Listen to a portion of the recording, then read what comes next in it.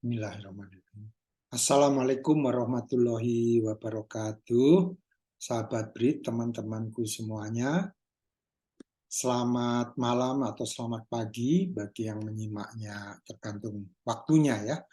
Semoga selalu semangat dan saat ini saya ingin sedikit mengulas tentang suatu istilah yang saya sendiri baru tahu sih, tapi mungkin sebagian dari Anda sudah pernah mendengar, yaitu istilah yang disebut dengan akrasia. Saya tahunya dari The School of Life, sebuah buku ya. Jadi dari situ saya lihat ternyata menarik gitu. Jadi saya coba pelajari lebih lanjut gitu. Jadi setelah saya baca beberapa pekan ini, saya lihat ternyata saya perlu membahas mengenai akrasia ini sendiri gitu ya. Nah, ini ternyata kalau didefinisikan itu akrasia atau dikenal sebagai kelemahan kemauan ya atau the weakness of will ya kalau bahasa bahasa sononya gitu ya. Itu adalah keadaan pikiran di mana orang bertindak dengan sengaja bertentangan dengan hal baik yang ia rencanakan. Jadi dia benar-benar sengaja gitu ya untuk melakukannya walaupun dia tahu sebetulnya dia tidak berkehendak melakukan itu. Nah, ternyata ada beberapa kategori atau penyebab atau yang menyebabkan orang itu akrasia ya. Jadi kondisinya adalah kategori pertama adalah tindakan yang ditentukan oleh hasrat dan emosi. Misalnya pulang ke rumah dengan niat untuk melakukan dialog atau percakapan yang menyenangkan dengan orang tua, dalam hal ini ayah, tetapi dalam beberapa menit kemudian menjadi marah, meninggikan suara dan membenturkan kepalan tangan ke meja. Dan kadang-kadang ini bukan karena suatu sebab, tapi benar-benar hasrat dan emosi. Kemudian kondisi kedua adalah tindakan yang berkaitan dengan godaan.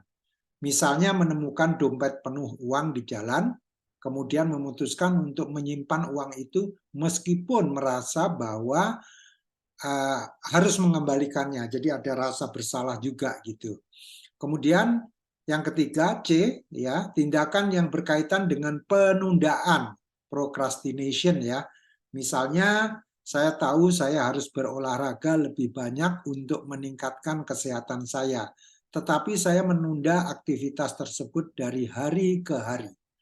Kemudian kondisi keempat atau D, tindakan yang berkaitan dengan ketidakpatuhan. Misalnya, saya tahu akan lebih baik untuk mengikuti perintah dokter saya, tetapi saya lupa meminum obat saya, gitu ya.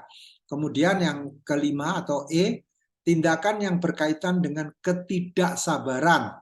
Misalnya sedang membaca buku misteri yang sangat menarik, dan meskipun tahu harus menikmatinya dan dibaca halaman berhalaman, tapi melompat ke halaman terakhir untuk mencari tahu siapa sebenarnya pembunuhnya. Ya, ini yang karena ketidaksabaran. Yang keenam, tindakan atau F ya, tindakan yang terkait dengan kecanduan. Misalnya saya tidak ingin merokok lagi, tetapi bahkan hari ini merokok tidak dapat saya tahan diri lagi untuk tidak merokok setelah makan siang. Kemudian yang terakhir atau kategori terakhir adalah tindakan yang terkait dengan kebiasaan yang kaku, rigid. Misalnya, saya tahu suasana hati saya akan lebih baik hari ini jika saya tidak memeriksa email kantor saya, tetapi saya menyalakan ponsel dan membacanya tanpa berpikir. Nah, ini kalau saya simpulkan 7 situasi tadi, jadi kategori akrasia. Pertama adalah hasrat dan emosi, kemudian kedua adalah godaan, ketiga adalah adanya penundaan, kemudian keempat ketidakpatuhan, kelima ketidaksabaran, keenam kecanduan, ketujuh kebiasaan yang kaku. Nah, kemudian bagaimana cara mengatasi akrasia? Nah, mungkin ini yang paling penting ya. Jadi, menurut James Clear, penulis buku Atomic Habits, jadi strategi untuk mengatasi akrasia ini menurut James Clear ada 3 hal. Pertama, buatlah rancangan tindakan masa depan Anda. Jadi apapun yang Anda lakukan itu harus direncanakan. Kalau saya biasanya saya taruh di dalam Google Kalender saya supaya saya tahu hari ini mau ngerjain apa dengan warna kuning ya.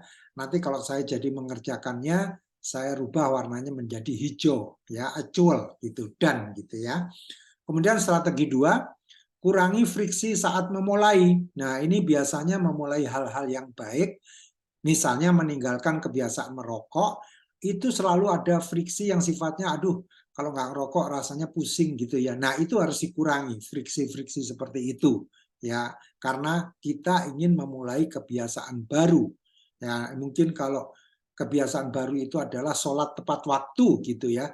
Jadi kita harus kurangi rasa malas, rasa menunda-nunda gitu. Jadi begitu dengar suara azan langsung memaksakan diri untuk langsung mengambil air wudhu. Jadi dikurangi itu friksinya, nggak usah dipikirin, langsung dikerjakan gitu ya. Ini menurut James Clear. Kemudian strategi ketiga, manfaatkan niat untuk implementasi. Jadi memang harus ada niat. Kalau nggak ada niat, sulit sekali untuk mematahkan akrasia ini karena ini sudah merupakan suatu kebiasaan yang terus-menerus. Dan bagi saya ini sebetulnya penting sekali ya, terlepas bahwa istilah akrasia sendiri bagi saya adalah hal yang baru, tapi saya tahu bahwa perilaku untuk selalu menunda, perilaku untuk tergoda, misalkan lagi fokus pekerjaan tapi tergoda dengan notifikasi WA atau Instagram gitu ya. Nah, itulah yang menyebabkan akrasia itu sendiri. Nah, ini tentunya tidak mudah untuk dilaksanakan kalau kita sudah levelnya itu kecanduan berat. Ya, jadi memang 3 strategi dari James Clear tadi menurut saya sangat layak dicoba. Demikian, mudah-mudahan bermanfaat video singkat ini. Assalamualaikum warahmatullahi wabarakatuh.